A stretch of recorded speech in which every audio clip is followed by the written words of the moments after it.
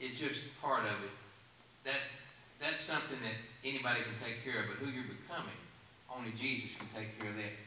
There was a student in the seminary, and he was proud of himself. He told his professor, he said, "Professor, I've been through the Bible 30 times.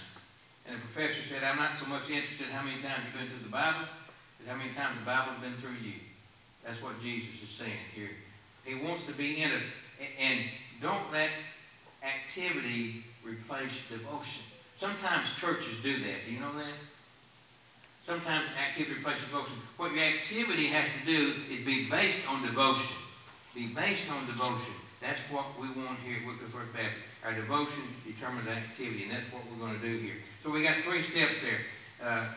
Overconfidence in the flesh. He stopped praying and went to sleep. He replaced devotion with action.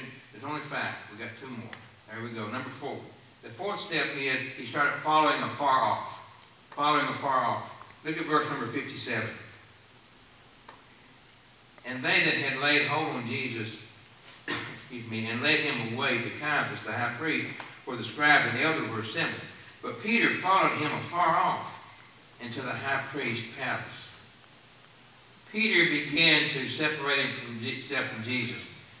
When people go into a fall, they don't just leave Jesus, they begin to drift. You know, you begin to drift in your life away from. Maybe you've done that in your life sometime. Maybe you've just drifted away from Jesus. You're just falling further off than you used to be. And you get a little further off and further off. And that's what is happening to Peter right here. He is separating. He's drifting from Jesus. And the further that we get from Jesus, the more likely we are to take a fall. Happen. All right, the fifth step. The 5th step is he was getting warmed by the enemy's fire. Getting warmed by the enemy's fire. Look at the last part of verse 58. And Peter went in and sat with the servants to see the end. Now Luke tells us that he sat down by a fire. The people out there around where they had Jesus had built a fire. And like Todd says, these people were ones that were going to say, "Crucify him." They were the enemy. And Peter went out there and he warmed himself by the fire. When we drift from Jesus, when we start going away from Jesus, we begin to go back to our old way. We begin to do things like we used to do it. We begin to warm ourselves by the enemy's fire.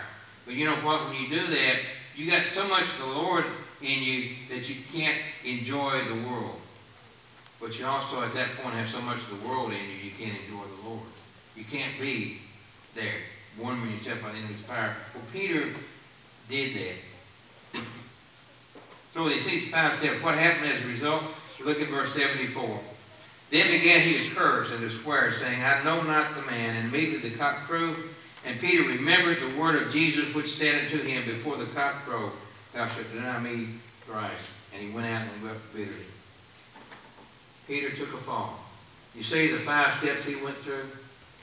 If he could have eliminated any of those steps, he'd had a chance not to take that fall. But he took the fall. Now, is Peter, that's a pretty serious thing he did.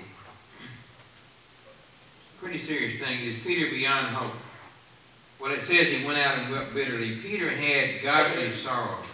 2 Corinthians, Paul said, godly sorrow works repentance. Works repentance. Some people weep because they get caught. Judas wept and went out and hung himself because he got caught.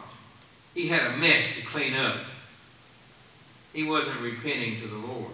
He was repenting to himself, the Bible said. Peter was broken because of what he did. He had a godly sorrow.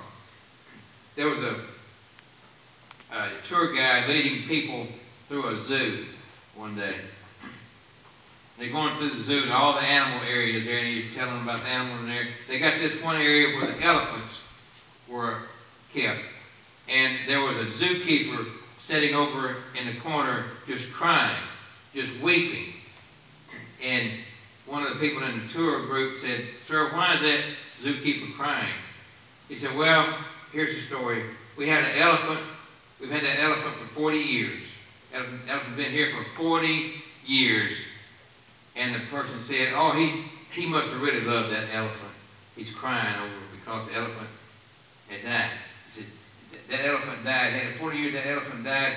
And so So he must have really loved that elephant because he died. And the tour guide said, "No, no, that's not why he's crying. He's crying, he's got to dig the hole to bury him in." You know, some people cry because they got to bury the elephant. They got to clean up a mess.